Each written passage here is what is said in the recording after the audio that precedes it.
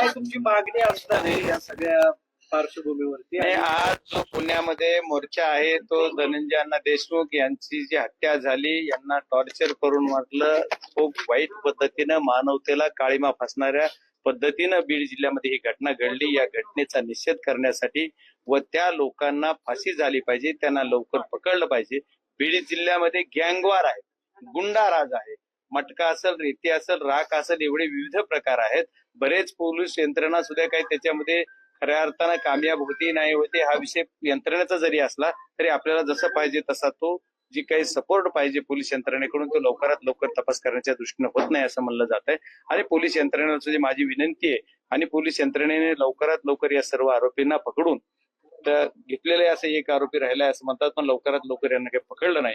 यांना 20-22 दिवस लागले, 25 दिवस लागले. आता येणाऱ्या काळामध्ये पोलीस काय कशा पद्धतीने तपास करतात हे बघितलं पाहिजे. पण आमची आज मोर्चाच्या माध्यमातून एकच मागणी, या संतोष अण्णा देशमुख यांच्या मारेकऱ्याला लवकरात लवकर फाशी झाली पाहिजे आणि गावगार टोळी युद्ध संपलं पाहिजे आणि याचा मास्टरमाइंड त्याच्या दाढी झाला पाहिजे. पण खरं तर परवा दिवशीपर्यंत कुठल्याही नेत्याचं नाव घेतलं जात नव्हतं, पण कालच्या परभणीच्या मोर्चातून थेट धनंजय मुंडेंना इशारा देण्यात आला की देशमुख परिवाराला धमकी दिली जाते. असे काही घेतले तुम्ही फलक, तुम्ही खासदार आहात? नाही, मी जिल्ह्याचा खासदार म्हणून जर देशमुख कुटुंबियाला कुणी जर धमकी देत असेल, फसवत आहे, म्हणजे कुणी जर एखाद्या वेळेस त्यांना धमकावत असेल तर ही गोष्ट निंदनीय आहे. मग हा प्रकार नाही घडला पाहिजे. त्याच्यासाठी काही जर कोणी बोलत असेल तर ते चुकीचं थोडं आहे. पण या सगळ्या घटना घडल्या त्यावेळेस तुम्ही एसपीशी का बोलले नाही? तुम्ही एक लोकप्रतिनिधी, एक खासदार आहेत, मग या घटनेला एवढा वेळ का लागला, विलंब का लागला? एसपी ऐकत मी तुमचं कौतुक केलं पाहिजे की तुम्ही का विचारलं नाही असं जे मला विचारताय.